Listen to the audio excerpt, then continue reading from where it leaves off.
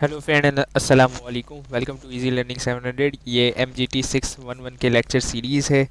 और इस लेक्चर के अंदर हम आज के लेक्चर के अंदर यानी कि 18 लेक्चर के अंदर हम डिस्कस कर रहे हैं remedy for a breach of contract और contract of indemnity and guarantee. आइए स्टार्ट करते हैं।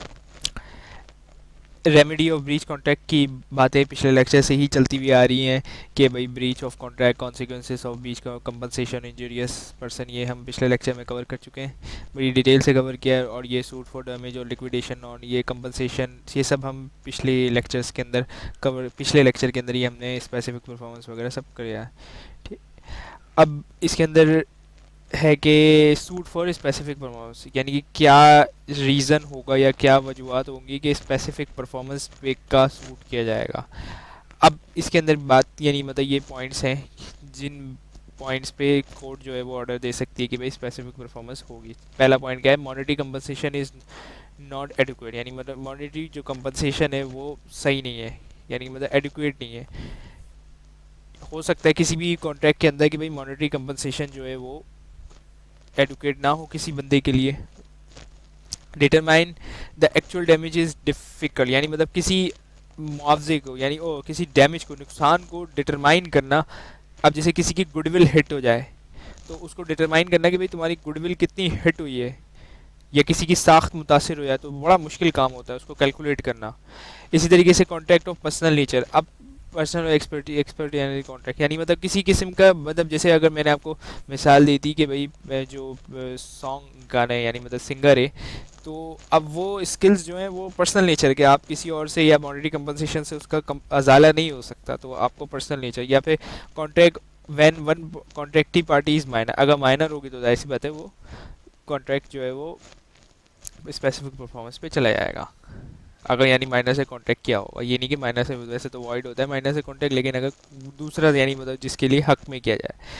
अब ये सूट फॉर इंजंक्शन, इंजंक्शन की पिछली मैं भी एग्जाम्पल में दे चुका हूँ, लेकिन इसके अंदर चले पढ़ लेते हैं कि इंजंक्शन क्या है। कि injunction is an order of restraining uh person from an act, यानी रोकना किसी भी चीज़ के बंदे को किसी भी काम से रोकना। अब मैंने उसमें एक्टर की मिसाल दी थी, इसके अंदर हॉकी प्लेयर है कि एक उमर है, मिस्टर उमर जो है वो हॉकी प्लेयर है, उन्होंने कॉन्ट्रैक्ट किया एबीसी क्लब से कि वो 1 साल खेलेंगे, और वो किसी और क्लब से इस दौरान यानी 1 साल के दौरान वो किसी और क्लब से नहीं खेलेंगे। तो अब जो मिस्टर उमर है उन्होंने क्या XYZ क्लब से भी कॉन्ट्रैक्ट कर लिया, तो अब ABC क्लब के पास राइट है कि वो इंजंक्शन का कोर्ट इंजंक्शन का जो है सूट फाइल कर सकते हैं और कोर्ट इशू कर सकता है रिस्ट्रेनिंग, यानी रोक दे कि भाई आप XYZ क्लब के साथ नहीं खेल सकते। ये कोर्ट के ऊपर इख्तियार है कि वो करे या ना करे। अब है contract of indemnity and guarantee की बात करते हैं हम।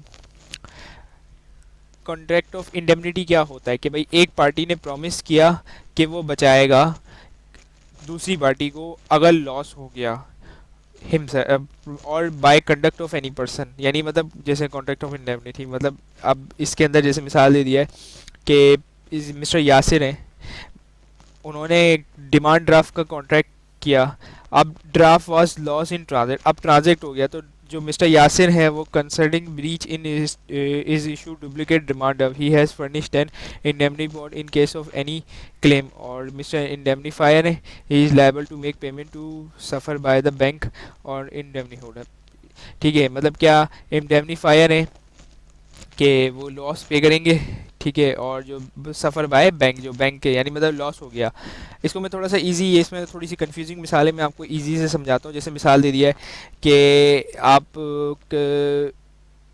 ऐसा करें कि भाई आप इंश्योरेंस कंपनी को ले लें, तो इंश्योरेंस के अंदर क्या होता है, ए पार्टी होती है, बी पार्टी होती है, सी। अब वो क्या है कि मतलब नुकसान हो गया, ठीक है, तो इंश्योरेंस कंपनी जो है वो पे कर देगी, तो मसला ही नहीं। यानी मतलब इसमें क्या है कि भाई लॉस लॉस सबसे अहम चीज़ क्या है, लॉस, और वो दूसरी पार्टी को यानी कि मतलब बचाएगी, लॉस से बचाएगी। इलस्ट्रेशन नंबर 2 देखते हैं कि इसमें contract against the consequences of any legal proceedings mister C take against the respective to, मतलब क्या अगर एक बंदे ने जैसे ए है कॉन्ट्रैक्ट किया, इंडेमनीफाई किया against the consequences of legal proceedings which C make against that to be. अब जैसे मिसाल दे दिया है कि जो जो समझ लें आप इसके अंदर कि एक एजेंट है, उसने किसी के बिहाफ पे काम किया, और जो जो प्रिंसिपल है उसने यकीन दहानी दिलाई कि अगर जो तुम पे कोई भी केस करेगा तो मैं, अगर केस ख़त्म हो गया और उसके अंदर जो भी खर्चा आएगा वो मैं पे करूँगा, ये इसमें बात की जा रही है।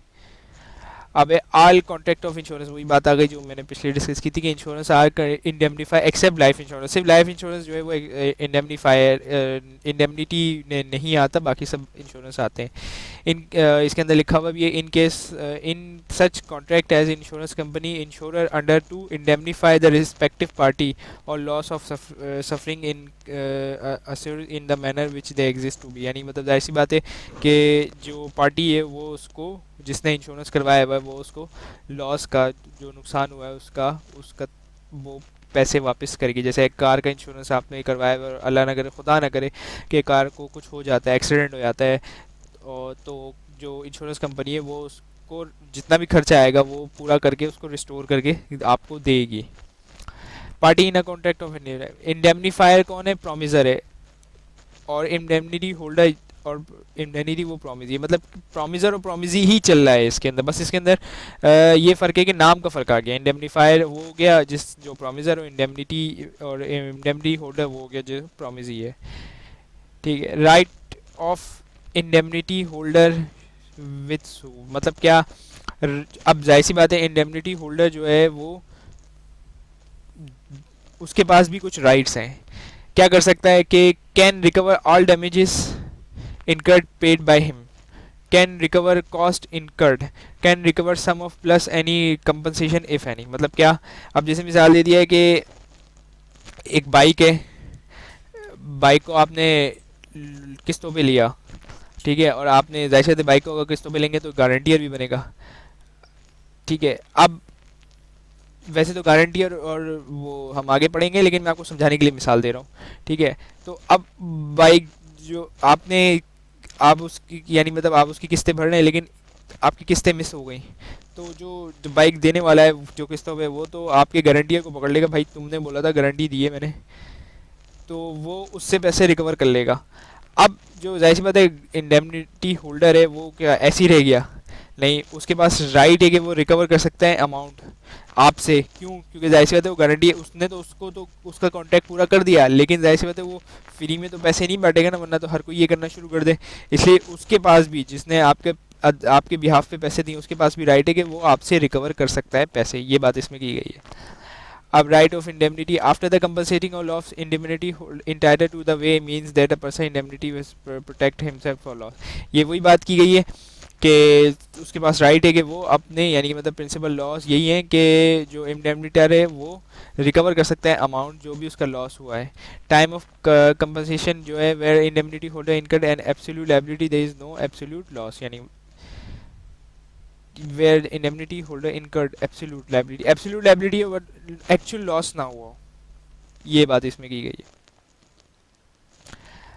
अब एक contract section 126, a contract of guarantee is a contract to perform the promise discharge liability of the third party in case of its default। मतलब वही बात की गई है कि भाई एक गारंटी जो है कि भाई एक बंदे ने गारंटी दी, जैसे मैंने बाइक की मिसाल दी, तो उसने गारंटी ये दी कि भाई अगर ये बंदा बाइक की किस्त अदा नहीं करेगा तो मैं पे कर दूंगा, तो वो default, the person who give guarantee is called surety and the person in this respect who default is called principal debtor and the person who is guarantee is a creditor.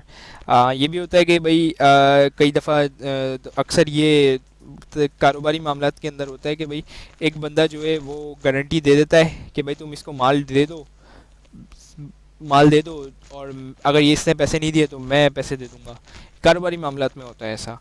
तो अब उसके अंदर श्योरिटी वो है जो guarantee दे रहा है, और जो गारंटी यानी मतलब जिसको दी जा रही है डिफ़ॉल्ट, तो वो प्रिंसिपल डेटर है। जैसे तो प्रिंसिपल डेटर तो वही रहेगा, ठीक है, और वो जो जिससे ली जा रही है वो क्रेडिटर हो गया, ठीक है। अब एक गारंटी में भी ओरल, अब कारोबारी मामला आते हैं तो उसके अंदर कभी कभार ओरल भी हो सकती है जैसे मैंने मिसाल दी, और रिटर्न भी हो सकती है। अब ऑब्जेक्ट पर्सन, अब इसके अंदर लोन की बात की जा रही है, जो जाहिर सी बात है अब जो बैंक है, बैंक से मिस्टर असलम ने लोन दिया। अब जो वो है लोनी, यानी मतलब उन्होंने लोन लिया to furnish to guarantee that the creditor third party the mister Aslam required mister to furnish guarantee that's in the favour. मतलब क्या? मिस्टर असलम अवेल, उन्होंने लोन लिया 1 मिलियन का, ठीक है। और मिस्टर अकरम जो है उन्होंने जो है वो गारंटी दी बैंक को कि भाई अगर ये डिफ़ॉल्ट हुए तो मैं पैसे दूंगा, मिस्टर अकरम ये कह रहे हैं। ठीक है, तो बैंक दे देगा लोन। अब अगर कोई भी मिस्टर असम ने पैसे नहीं भरे या कुछ भी मसला हुआ तो वो मिस्टर अकरम को पकड़ेंगे कि भाई ये पैसे नहीं दे रहा, तुमने गारंटी दी थी, अब तुम हमारे पैसे रिकवर करो, तो दो हमें वापस। और A B brother make credit supply to Hilton Enterprises under the agreement. Hilton Enterprises furnish the guarantee that Mr. Suhail shall be liable to pay Mr. Akbar in the case of his default। मतलब क्या, अब A B brothers ने credit supply कर दी किसको, Helton को, Helton enterprises को, और guarantee कौन दे रहा है, मिस्टर सोहेल। तो मिस्टर सोहेल अगर जैसे कहते मिस्टर ए क्यू ब्रदर्स ने अगर यानी हेल्टन डिफ़ॉल्ट करता है तो मिस्टर सुहेल जो है वो लाइबल हैं, इस चीज़ के लाइबल हैं, और उन पर कानूनी केस भी किया जा सकता है कि भाई वो पैसे वापस दे, क्योंकि ये गारंटियर थे। उम्मीद है कि आपको आज का लेक्चर समझ में आएगा। इस लेक्चर से रिलेटेड कोई भी क्यूरी है, कोई भी क्वेश्चन है तो नीचे कमेंट्स बॉक्स में मेंशन करें।